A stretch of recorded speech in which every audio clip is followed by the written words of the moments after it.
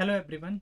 आप सभी के लिए एक लेटेस्ट इन्फॉर्मेशन है कि state selection board SSB higher educational department government of Orissa, यहाँ पर असिस्टेंट प्रोफेसर की बहुत सारी वैकेंसीज आई हुई हैं। तो चलिए इसको हम डिटेल में डिस्कस करते हैं। तो यहाँ पर एडवर्टाइजमेंट नंबर 2023 दिया हुआ है। इस पर जब आप व्यू पीडीएफ पर करेंगे तो आपको कुछ इस तरह का इंटरफेस दिखाई देगा। यहाँ पर ये पीडीएफ है, इसको मैंने पहले से डाउनलोड करके रखा हुआ है। इसको मैं अपने टेलीग्राम ग्रुप पर अपलोड कर दूंगा। वहाँ से जाकर के आप इस पीडीएफ को चेक कर सकते हैं और इसका लिंक जो है मैं डिस्क्रिप्शन बॉक्स में दे दूंगा। वहाँ से जाकर के आप डायरेक्टली भी इसको चेक कर सकते हैं। चलिए इसको डिस्कस करते हैं। तो state selection board higher education department government of Orissa Bhubaneswar, यहाँ पर एडवर्टाइजमेंट नंबर जो आज की तारीख में रिलीज हुआ है 11/9/2023 और for recruitment of lecturer in non government aided college of Orissa. यहाँ पर जो टोटल पोस्ट हैं वो 1065 यानी कि 1065 है, जो असिस्टेंट प्रोफेसर के लिए है। और यहाँ डिफरेंट सब्जेक्ट्स में जो पे स्केल है वो 44,900 यानी कि 44,900 से लेकर के 1,42,400 तक है। और इस फॉर्म को आप ऑनलाइन एप्लीकेशन या यहाँ पर जो लिंक दिया है इस पर क्लिक करके आप डायरेक्टली आपको फिल करना है। इंपॉर्टेंट डेट्स दिए गए हैं। जो आज से फॉर्म स्टार्ट हुआ है दोपहर 1 बजे से, और इसको फॉर्म को फिल करने की जो लास्ट डेट है वो 13/10/2023 11:45 यानी कि रात के 11:45 तक आप इसको फिल कर सकते हैं। अगर आप लास्ट डेट का वेट मत करिए। अगर लास्ट डेट टाइम पर अगर आपका फॉर्म फिल नहीं हो पाता या पेमेंट हो जाती है या कंप्लीट नहीं हो पाता है फॉर्म, तो इसमें ओपीएससी की कोई भी रिस्पॉन्सिबिलिटी नहीं होगी। सारी रिस्पॉन्सिबिलिटी आपकी होगी, ऐसा इन्होंने पीडीएफ में मेंशन किया हुआ है। चलिए आगे देखते हैं।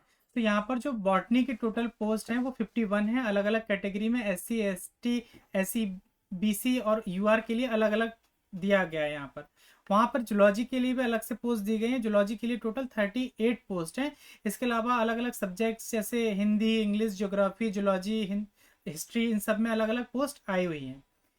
नीचे जब आप इसको स्क्रॉल करेंगे तो यहाँ पर आपको दिखाया गया है कि एज लिमिट जो है वो मिनिमम आपकी 21 ईयर होनी चाहिए और मैक्सिमम 42 ईयर होनी चाहिए।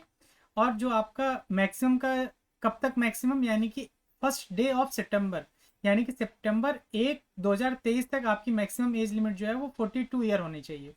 और जो मिनिमम एज है यानी कि आपका जो बर्थ है वो 2 सितंबर 1981 से लेकर के 1 सितंबर 2002 के बीच में होगा, तब आपकी ये एज लिमिट जो है वो फुलफिल हो पाएगी। यहाँ पर एज लिमिट में रिलैक्सेशन दिया गया है। 5 साल का रिलैक्सेशन जो है SC ST के कैंडिडेट हैं उनको दिया गया है। और इनके साथ साथ socially and educationally backward classes SEBC short form में से कहा गया है, उनके साथ वुमेन एंड एक्स सर्विसमैन है, उनको 5 साल का रिलैक्सेशन दिया गया है। इसके अलावा जो अपर एज लिमिट में 10 ईयर का रिलैक्सेशन जो है वो PWD के कैंडिडेट को दिया गया है, जिनका जो डिसेबिलिटी है वो 40% से ज़्यादा है, यानी कि नॉट लेस देन 40%, यानी कि 40% से ज़्यादा होना चाहिए, कम नहीं होना चाहिए। 10 year of age relaxation on the basis of every complete year of continuous service either as a guest faculty, management employee, block grant in any of the government or aided college। तो उनको भी 10 year का relaxation दिया गया है। उनकी maximum age limit जो है वो 55 ईयर तक रखी गई है। एजुकेशनल क्वालिफिकेशन की बात करते हैं तो मास्टर डिग्री होनी चाहिए, इसमें आपका 55% एटलीस्ट होना ही चाहिए। उसके अलावा वे स्टूडेंट जो SC ST SEBC PWD category से बिलोंग करते हैं उनको 5% का रिलैक्सेशन दिया गया। उनका मास्टर डिग्री में 50% भी अगर मार्क्स हैं तो भी वो इस एलिजिबिलिटी को फुलफिल करते हैं। बात करते हैं सिलेक्शन प्रोसीजर की, तो यहाँ पर रिटन टेस्ट होगा, कैरियर एंड वाइवा वो से होगा। इसमें जो कैरियर असेसमेंट है इसमें आपको मैक्सिमम 25 मार्क्स है। PhD कैंडिडेट जो है उनको 25 मार्क्स दिया जाएगा, और जो MPhil और JRF और नेट कैंडिडेट है उनको 10 मार्क्स दिए जाएंगे। टोटल जो आपका पेपर होगा वो 200 मार्क्स का होगा। इसमें कैरियर के 25 मार्क्स हैं। रिटन टेस्ट जो है वो 150 मार्क्स का होगा। उसके अलावा जो वाइवा वो से है वो आपका 25 मार्क्स का होगा। जो आपका रिटन एग्जामिनेशन है उसकी टाइमिंग जो है वो 2 घंटे की होगी, और जो नंबर है वो 150 मार्क्स के होगा। इसमें आपका 100 क्वेश्चन पूछा जाएगा। ईच क्वेश्चन 1.5 मार्क्स का होगा और 0.5 की निगेटिव मार्किंग होगी। ठीक है, इसके अलावा कुछ पॉइंट्स और दिए गए हैं, जैसे the candidate shall be called in for the document verification by state selection board, यहाँ पर क्या होगा, जो स्टूडेंट को डॉक्यूमेंट वेरिफिकेशन और उनके लिए बुलाया जाएगा वो 1/3 होंगे, यानी कि जैसे मान लो 58 सीट हैं तो उसका 3 गुना लोगों को यहाँ पर इंटरव्यू के लिए बुलाया जाएगा। और इसमें एक कंडीशन और दी गई है कि उनका मिनिमम क्वालिफिकेशन मार्क्स जो है वो 40% होना ही चाहिए। अगर 40% से कम है तो उनको शॉर्ट लिस्टेड नहीं किया जाएगा।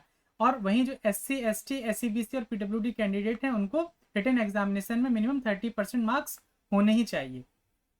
इसके अलावा बात करते हैं जोन की, कि आपका जो रिटन एग्जामिनेशन है वो किस जगह पर होगा।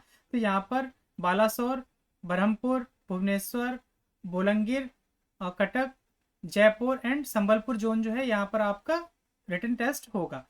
अब इसमें कंडीशन रखा गया है कि अगर किसी पर्टिकुलर प्लेस के लिए अगर कैंडिडेट उतने सफिशिएंट नहीं हो रहे हैं तो वो 2 जोन को, यानी कि जो पास वाले नियर जोन है उनको वो मर्ज कर सकते हैं। अगर आप अपना जोन बाद में चेंज करना चाहें तो वो आप चेंज नहीं कर पाएंगे। यहाँ पर लिखा हुआ है request for change of zone shall not be entertained.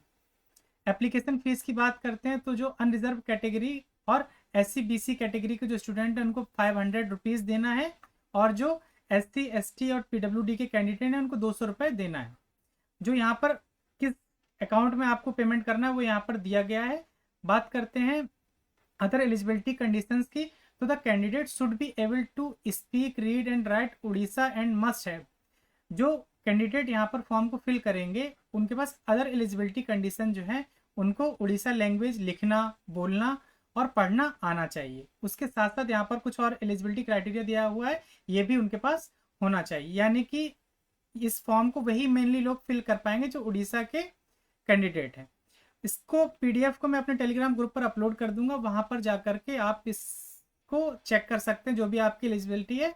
और यहाँ पर ये वेबसाइट दिया गया, इस वेबसाइट को भी मैं इसके डिस्क्रिप्शन बॉक्स के वीडियो में ऐड कर दूंगा, वहाँ से जाकर के आप डायरेक्टली अपने फॉर्म को फिल कर सकते हैं। इसी तरह की और अधिक जानकारी के लिए हमारे साथ जुड़े रहिए।